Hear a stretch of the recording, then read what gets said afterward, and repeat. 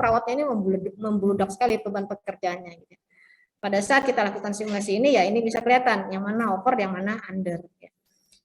Nah, sebenarnya pekerjaan sederhana seperti ini ya, walau kita misalkan cuman buat proses bisnisnya, cuman belum mensimulasikannya gitu. Itu bisa kalian nanti terapkan misalkan pada saat kalian PKL ya. Karena kelihatan ini sekarang anak-anak ini 2019 karena mungkin terlalu banyak yang PKL di suatu instansi, kebingungan mau ngapain sudah gitu ya, kehabisan pekerjaan sudah gitu. Jadi sebenarnya membuat atau memetakan suatu proses bisnis seperti ini itu sudah sangat bermanfaat untuk suatu instansi ya teman-teman. Terutama misalkan instansinya itu ya memang belum punya peta proses bisnis yang terstruktur gitu ya. Nah, kalian bisa menganalisa. Jadi karena memang dari satu enterprise itu kan proses bisnisnya banyak ya. Misalkan bagian kepegawaian, keuangan dan sebagainya.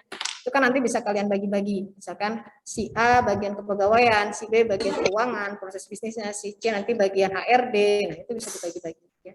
Itu sangat bermanfaat sekali ya. Kita membuat suatu peta proses bisnis itu. Karena belum tentu tadi ya, semua enterprise itu punya peta proses bisnis yang terstruktur ya, kadang juga masih amburadul gitu ya. Apalagi yang memang masih belum tersistem ya, masih manual. Kabur ya. Kemudian masuk ke strategi analisis proses bisnis. Ini kemarin sudah sedikit saya sampaikan ya untuk strategi analisis proses bisnis. Bentar ya.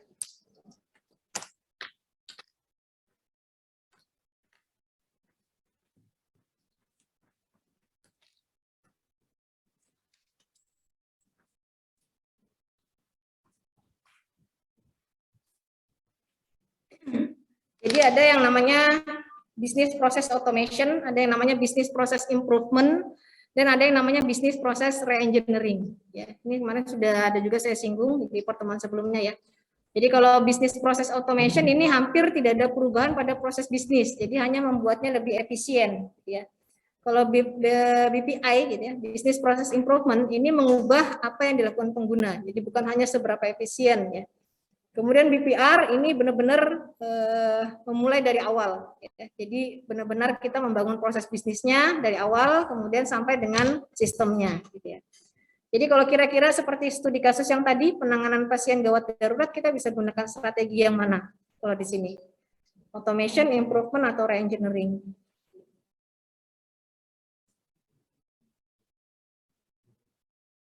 Yang mana?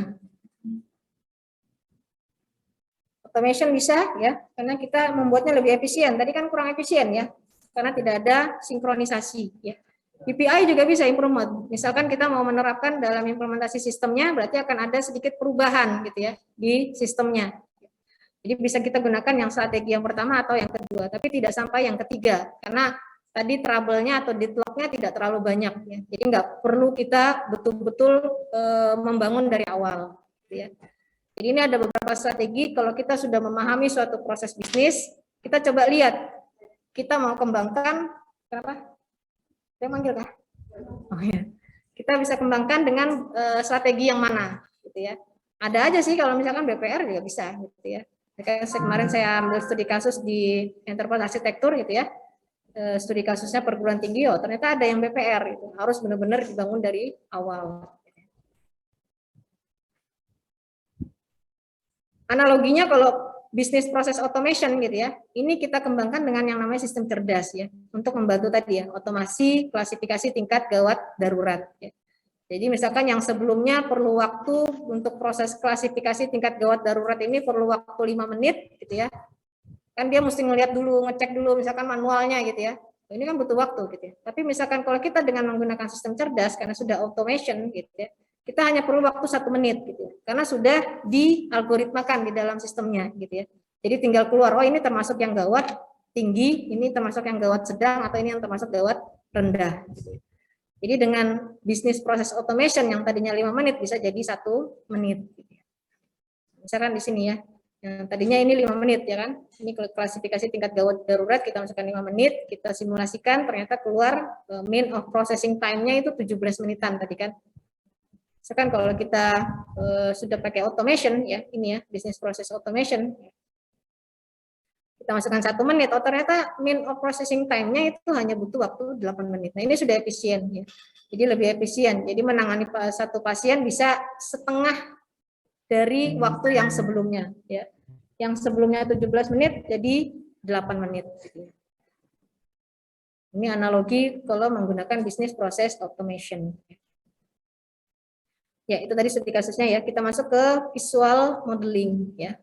Visual modeling ini mulai kita membangun modelingnya atau pemodelannya. Ya. Ada beberapa konsep definisi ya yang dikemukakan oleh para ahli ya. Yang pertama bisa dikatakan cara berpikir terhadap permasalahan dengan menggunakan model-model yang diorganisasikan serupa dengan ide-ide pada dunia nyata. Atau bisa didefinisikan sebagai proses pengambilan informasi dari model dan menampilkannya secara grafis menggunakan sekumpulan elemen grafik standar. Jadi dalam hal ini bisa dikatakan bahwa sebuah model ini adalah suatu penyederhanaan dari yang nyata, gitu ya. Jadi tadi misalkan dari proses bisnis nyatanya seperti itu kita modelkan ya dalam bentuk pemodelan, kita cuma lihat gambar itu kita sudah bisa tahu gitu ya. Prosesnya apa, ya inputnya apa, outputnya apa, kemudian alur datanya seperti apa. Ya, itu yang ada di dalam visual modeling. Ya. Jadi model ini menyediakan cetak biru dari suatu sistem. Ya. Pengembangan sistem nanti jangka panjangnya seperti apa.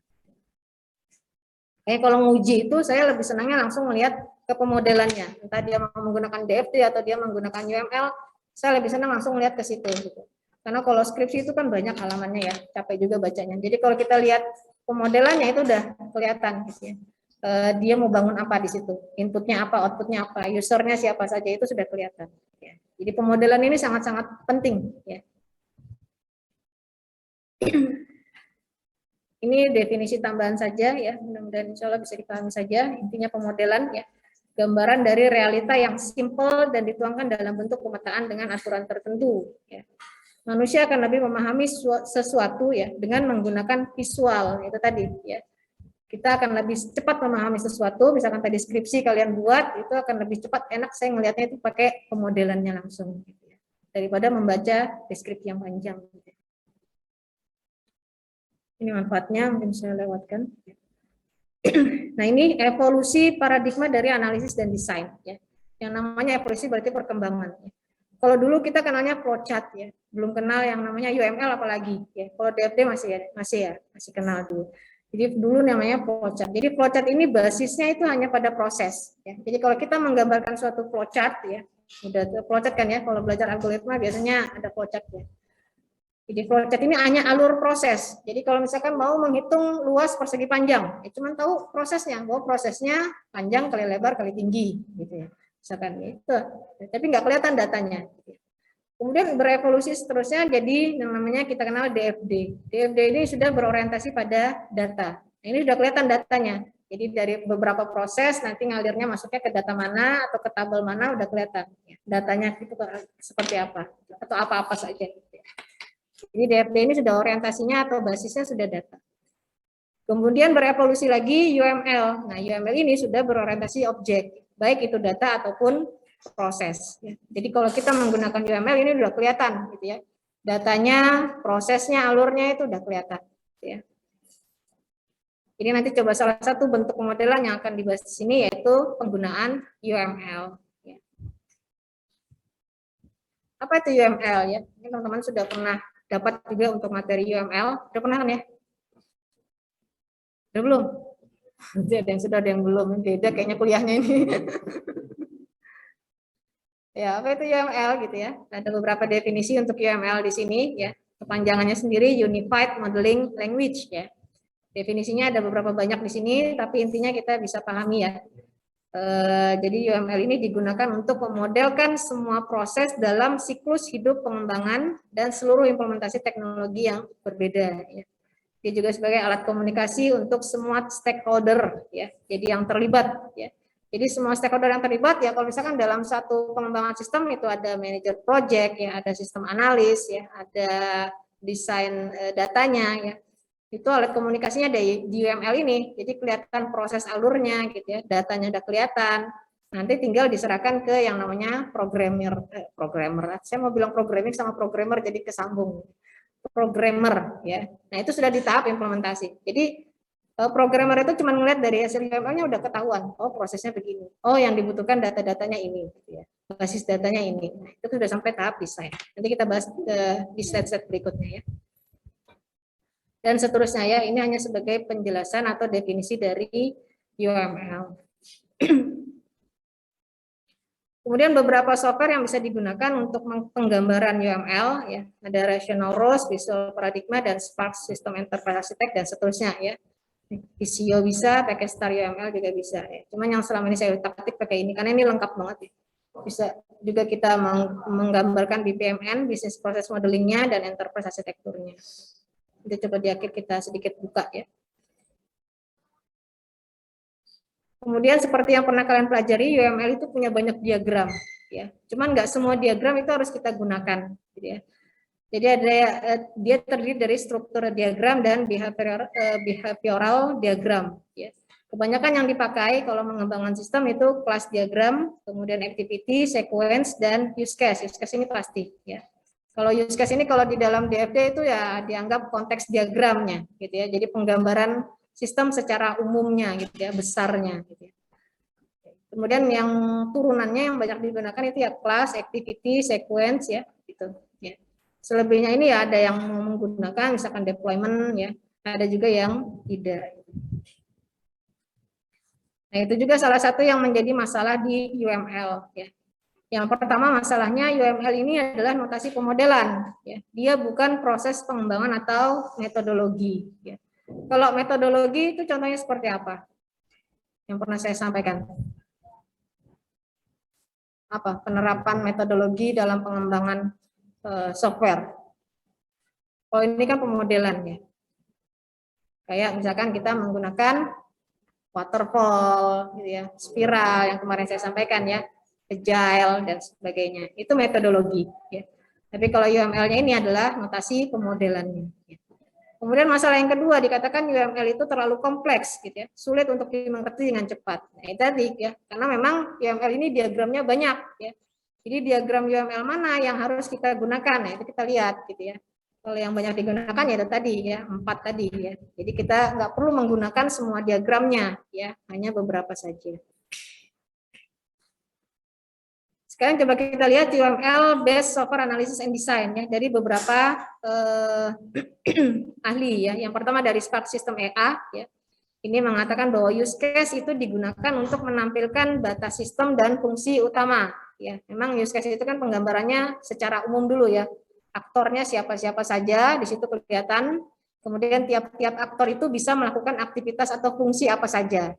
Masih fungsi utamanya saja gitu ya, belum penjelasan detailnya. Kemudian activity diagram itu digunakan untuk memodelkan proses bisnis organisasi ya. Kalau berdasarkan pada Spark System EA ya, definisinya.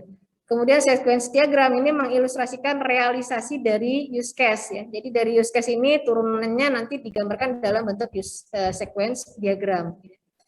Kemudian merepresentasikan struktur statis dari suatu sistem itu menggunakan class diagram. Kemudian di Spark System EA ini dia juga menggunakan deployment diagram. Ya, ini untuk mengemukakan arsitektur implementasi secara fisik. Ya. Memang kebanyakan yang 4 ini. Ya. Jadi kalau kita lihat nanti UML based software analysis and design dari tiap-tiap pakar itu yang selalu ada itu 4 ini. Ya. Selebihnya berbeda-beda. Ya. Kalau ini kan deployment. Ya. Nah kalau ini state chart. Ya. Yang keempat ini selalu ada ini. Ya. Ini memang familiar dan yang paling umum digunakan. Konsepnya sih sebenarnya sama. Kalau ini dari Kendal. Ya. Use case diagram digunakan untuk menggambarkan bagaimana sistem itu digunakan. Ya. Jadi analis dimulai dengan diagram use case. Kemudian activity diagram menggambarkan aliran keseluruhan dari kegiatan. Ya. Jadi setiap use case itu bisa membuat satu activity diagram. Ya. Misalkan tadi aktornya siapa gitu ya, dia bisa melakukan login ya di use case-nya. Nanti dijabarkan, nah, login itu aktivitasnya ngapain aja. Oh, dia harus menginputkan username dan password ya. Kemudian akan dilakukan autentikasi gitu ya, dan sebagainya gitu ya. Itu penjabarannya di sini. Kalau di use case-nya hanya fungsi utamanya saja dulu ya. Tidak langsung dikatakan di situ oh dia menginputkan username dan password, tidak gitu ya. Kemudian sequence diagram menunjukkan urutan aktivitas dan hubungan kelas. Ya. Kemudian kelas diagram menunjukkan kelas-kelas dan hubungan-hubungan. Nah, ini masuk pada database-nya, gitu ya.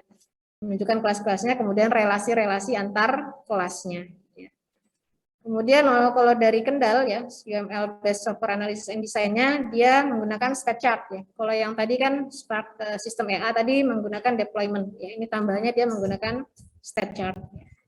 Ini menunjukkan transisi keadaan ya. Jadi setiap kelas itu bisa membuat diagram state chart ya yang berguna untuk menentukan metode kelas. Cuman memang ini jarang ya, 4 ini yang paling sering. Ini penggambarannya saja yang dari Kendall tadi. Saya lanjutkan dari Barclay ya. Nah, Barclay ini dia gambarkan dalam bentuk seperti ini ya. Jadi diawali juga dengan use case. Kelihatan enggak? Nanti saya bagi slide-nya ya. Diawali juga dengan use case ya. Ini selalu use case ini pasti ada di awal ya. Kemudian activity ya, develop activity, collaboration dan sequence ya. Kemudian ada kelas diagram di sini ya. Yang ketiga ini kelas diagram. Yang keempat ini sudah masuk pada implementasinya. Jadi di sini sudah masuk pada coding ya, pengkodingan programnya. Kemudian dilakukan rekonsiliasi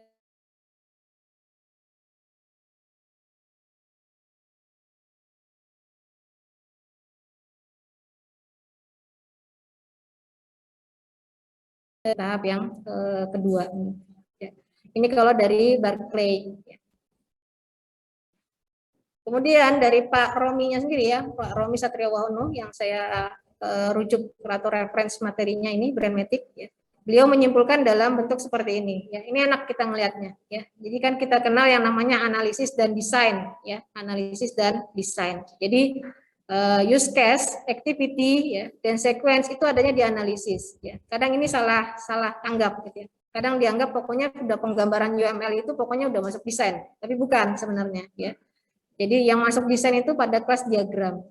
Jadi use case, activity, dan sequence ini masuknya di analisis. Kenapa? Kalau kita lihat, use case itu kan gunanya untuk mengidentifikasi proses bisnis. Nah, identifikasi proses bisnis ini adanya di fase analisis. Kemudian activity diagram digunakan untuk memodelkan proses bisnis. Ini juga masih masuk dalam fase analisis. Nah, ini juga bisa menggunakan BPMN. Ya. Cuman kalau BPMN ini biasanya dalam instansi-instansi yang besar ya. Makanya kalau di Brandmatic itu kalau melakukan training atau pelatihan itu training BPMN itu rata-rata peserta pelatihannya itu ya dari instansi-instansi yang besar ya. Karena mereka mengenalnya BPMN gitu ya. Sudah mengenal BPMN. Tapi kalau kita misalkan dalam lingkup yang ini aja kita bisa pakai UML dari diagram activity. Kemudian realisasi proses bisnis ini digambarkan dengan menggunakan sequence diagram. Ini juga masuk dalam analisis. Ya. Nanti di sini kita kenal ada yang namanya boundary, control, dan entity. Nah ini baru kita rujuk atau kita modelkan di dalam sistem desain. Ya. Jadi kalau boundary ini bisa dalam user interface design ya. Jadi kelihatan user-usernya, ya, kemudian yang desain user interface-nya, ya. Kemudian kontrolnya itu dalam pemodelan kelas diagram. Ya, jadi nanti di sini akan tadi penggambaran kelas-kelasnya beserta dengan relasi-relasinya. Ya, ini sudah masuk di desain. Kemudian entity-nya atau entitasnya itu di dalam pemodelan data model. Ini udah basis datanya. Ya. Nanti dijelaskan lebih detailnya. Kemudian kalau tambahan ya, deployment diagram juga masuk di dalam sistem desain. Nah, ini kita enak melihatnya. Yang mana yang kita lakukan di tahap analisis, yang mana yang kita lakukan di tahap desain. Ya, ini UML based software analysis and design dari Pak Wahono. Nah, ini penggambarannya juga enak nih kita lihat ya. Jadi kan kita ketahui dari SDLC itu kan ada PADI ya, planning, analisis, design, dan implementation. Ya, kita ingatnya PADI tadi ya. Nah, ini yang merujuk dari suatu SDLC ya, langkah-langkah atau tahapan di dalam SDLC, Software Development Life Cycle. Coba kita telaah satu persatu ya. Jadi planning yang kita lakukan di sini identifikasi business value. Ya, ini yang ada di dalam sistem request yang pekan lalu sudah saya sampaikan ya. Jadi business value ini melihatnya dari sistem request ya. Kemudian yang kedua kita lakukan analisis kelayakan ya atau visibility analysis ya. Baik dari sisi teknikalnya, dari sisi ekonominya maupun dari sisi organisasionalnya. Nah, ini ada dua yang dilakukan ya. Di sini sistem request dan feasibility analysis. Masih ingat ya di fase planning kemarin ya. Kemudian di fase analisis ya, ada business process identification dan requirement gathering, dua juga ya. Jadi di sini yang kita lakukan yang pertama identifikasi proses bisnis, ini menggunakan use case diagram ya, atau digambarkan dengan menggunakan use case diagram. Kemudian business process modeling ini menggunakan kalau di sini BPMN ya, activity diagram juga bisa ya. Kalau di sini BPMN ya, kepanjangannya business process model and notation ya. Atau diganti dengan activity diagram juga bisa ya. Business process realization tadi sequence diagram, kemudian yang berikutnya requirement gathering-nya. Kenapa di sini hanya ada non fungsional? Karena fungsional untuk fungsional requirement-nya itu sudah masuk di sini ya. Sudah masuk di kelihatan kan kursor saya ya? sudah kelihatan di sini ya di diagram ini ya. Ini untuk fungsionalnya. Jadi di sini kita hanya tinggal mengidentifikasi yang non fungsionalnya. Non fungsionalnya ini seperti apa sih? Kemarin sudah saya sampaikan. Maksudnya seperti apa contohnya? Ayo review kembali. Fungsional. Kalau fungsional itu kan ya fungsi-fungsinya ya, fitur-fitur utamanya. Itu kan udah tergambar di sini ya. Jadi non fungsional ini kayak security-nya gitu ya, performance-nya, ya itu yang non fungsional requirement ya. Jadi di luar dari fungsi atau fitur-fitur aplikasi. Kemudian di tahap desainnya, ya, yang pertama tadi program desain, di sini kita penggambaran class diagram, deployment diagram, ya, kalau mau ditambahkan, dan user interface design, ya. Kemudian data modelnya ini penggambaran basis datanya, ya, baik yang konseptual, logical maupun physical. Nah, ini kan kalau di basis data kan kenal 3 ini ya, model konseptualnya, model logicalnya, dan model physicalnya. Ya, jadi udah kelihatan di sini ya. User interface desainnya sudah ada, aliran datanya udah kelihatan, ya, proses bisnisnya secara detailnya sudah di sini, gitu ya, basis datanya sudah ada, tinggal nanti diimplementasi ini sudah masuk ranah kerjanya seorang